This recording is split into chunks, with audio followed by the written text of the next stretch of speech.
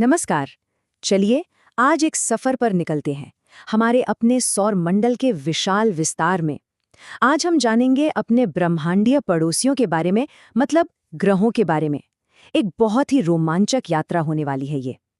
तो सबसे पहला और बड़ा सवाल, जब हम ग्रहों के बारे में सोचते हैं तो क्या मन में एक जैसी कोई तस्वीर बनती है? क्या ये सारे ग्रह, हमारे सोलर सिस्टम के सारे प्लैनेट्स एक जैसे ही हैं? इसका जवाब है नहीं, बिल्कुल नहीं। असल में हमारा सौर मंडल ना ग्रहों के दो बहुत ही अलग अलग परिवारों का घर है, और ये जो बंटवारा है ये ही उनकी पूरी पहचान को तय करता है। तो ठीक है, चलिए सबसे पहले मिलते हैं पहले परिवार से। ये हैं आंतरिक ग्रह। ये वो हैं जो सूरज के सबसे करीब रहते हैं। और जानते हैं इन्हें क्या कहते हैं? इन्हें कहते हैं चट्टानी दुनिया। इस ग्रुप में है कुल 4 सदस्य। बुध यानी मर्क्यूरी, शुक्र यानी वीनस, हमारी अपनी पृथ्वी, और मंगल यानी मार्स। ये चारों मिलकर सौर मंडल का भीतरी घेरा बनाते हैं। तो सवाल ये है कि इन्हें चट्टानी दुनिया कहते क्यों हैं? क्योंकि ये बने ही चट्टानों से हैं, लोहा और सिलिकॉन जैसी चीजों से। इनकी जमीन एकदम ठोस है, जिस पर आपको क्रेटर्स यानी गड्ढे और ज्वालामुखी मिलेंगे। साइज में ये छोटे हैं, लेकिन इनकी डेंसिटी यानी घनत्व बहुत ज्यादा है।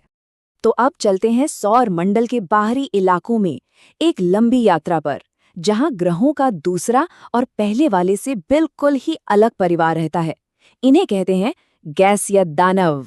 और यहाँ हमें मिलते हैं हमारे सोलर सिस्टम के 4 सबसे बड़े ग्रह, बृहस्पति यानी जुपिटर, शनि, सैटर्न, यूरेनस और नेपच्यून। इनके साइज को देखकर ही समझ आ जाता है कि इन्हें दानव क्यों कहते हैं। अब इन ग्रहों की सबसे कमाल की बात पता है क्या है? इनकी कोई ठोस जमीन है ही नहीं। मतलब आप इन पर खड़े नहीं हो सकते। ये तो बस गैस के बने हुए हैं, ज्यादातर हाइड्रोजन और हीलियम। साइज में ये बहुत बड़े हैं, लेकिन इनकी डेंसिटी काफी कम है। तो अब तक हम दोनों परिवारों से मिल चुके हैं। अब वक्त है इन्हें आमने सामने लाने का, और देखते हैं कि चट्टानी दुनिया और गैसीय दानवों में आखिर फर्क क्या-क्या है। सबसे पहला और सबसे बड़ा फर्क तो यही है कि ये बने किस चीज से हैं। एक तरफ है लोहा और सिलिकॉन से बने ठोस चट्टानी ग्रह, और दूसरी तरफ हाइड्रोजन और हीलियम जैसी गैसों से बने विशाल गोले। अब बात करते हैं साइज और वजन की, और यहाँ तो जमीन आसमान का फर्क है। आंतरिक ग्रह छोटे और कॉम्पैक्ट हैं, जबकि बाहरी ग्रह बहुत ही विशाल और भारी हैं। अंदाजा लगाइए, अकेला बृहस्पति ही बाकी सारे ग्रहों के कुल वजन से दोगुने से भी ज्यादा भारी है। कमाल है ना? चलिए कुछ और जरूरी अंतरों पर नजर डालते हैं। डेंसिटी यानी घनत्व आंतरिक ग्रहों का ज्यादा है, बाहरी ग्रहों का कम। मैग्नेटिक फील्ड की बात करें तो पृथ्वी को छोड़कर बाकी आंतरिक ग्रहों की फील्ड कमजोर है, जबकि बाहरी ग्रहों की बहुत ही ज्यादा शक्तिशाली। और सूरज का एक चक्कर लगाने में लगने वाला समय, अरे इसमें तो बहुत ही बड़ा फर्क है। जहां बुध सिर्फ 88 दिनों में चक्कर पूरा कर लेता है, वहीं नेपट्यून को लगते हैं पूरे 165 साल। एक और बड़ा फर्क रिंग्स मतलब छल्ले। किसी भी आंतरिक ग्रह के पास रिंग्स नहीं है, 0। और वहीं दूसरी तरफ चारों बाहरी ग्रहों के पास धूल और बर्फ से बने शानदार रिंग्स हैं। और अब बात करते हैं चंद्रमाओं की। यहाँ भी कहानी बिल्कुल अलग है।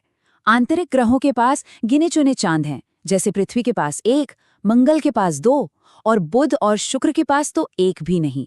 लेकिन बाहरी ग्रहों के पास चांदों का पूरा मेला लगा हुआ है। सिर्फ शनि को ही देख लीजिए, उसके पास 1-2 नहीं बल्कि 146 ज्ञात चंद्रमा हैं।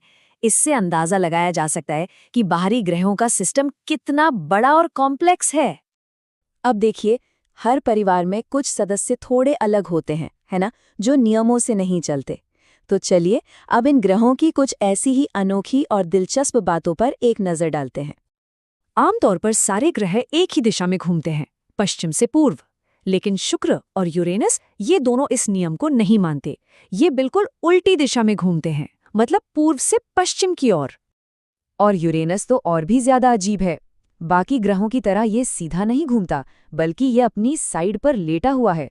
इसका झुकाव इतना ज्यादा है कि ये सूरज का चक्कर ऐसे लगाता है जैसे कोई गेंद लुढ़क रही हो। बृहस्पति के ग्रेट रेड स्पॉट के बारे में तो सुना ही होगा। वो बड़ा सा लाल धब्बा, वो असल में कोई धब्बा नहीं है, वो एक बहुत बड़ा भयंकर तूफान है जो सदियों से चल रहा है। और वो कितना बड़ा है? उसका डायमीटर है 16,000 किलोमीटर, मतलब इतना बड़ा कि उसमें हमारी पूरी पृथ्वी समा जाए। और वायुमंडल? हर ग्रह का अपना अलग ही मिजाज है। बुध के पास लगभग कोई वायुमंडल नहीं। शुक्र का वायुमंडल कार्बन डाइऑक्साइड से इतना घना है कि वो भट्टी की तरह गर्म है। बृहस्पति और शनि पर हाइड्रोजन और हीलियम की भरमार है। और यूरेनस और नेपच्यून, उनका जो नीला रंग है ना, वो मीथेन और अमोनिया की वजह से है। तो आखिर में सबसे बड़ा सवाल, ऐसा हुआ क्यों? सूर्य से दूरी ने इन ग्रहों को दो इतने अलग अलग परिवारों में आखिर बांटा ही क्यों? इसका जवाब छिपा है हमारे सौर मंडल के जन्म में। देखिए, जब हमारा सूरज बना तो उसकी गर्मी और तेज सौर हवाओं ने हल्की गैसों को, जैसे हाइड्रोजन और हीलियम, को अंदरूनी हिस्से से बहुत दूर धकेल दिया। तो हुआ ये कि सूरज के पास सिर्फ भारी चट्टानी पदार्थ ही टिक पाए, जिनसे बने आंतरिक ग्रह, और सूरज से बहुत दूर जहां ठंडा था वहां ये गैसें बची रहीं, और वहां जो बड़े बड़े ग्रह बने उन्होंने अपनी जबरदस्त ग्रेविटी से इन सारी गैसों को अपनी तरफ खींच लिया और बन गई गैस के दानव। तो अगली बार जब रात में आसमान की तरफ देखें तो ये जरूर याद रखिएगा कि हर ग्रह की कहानी उसके जन्म की जगह से जुड़ी है।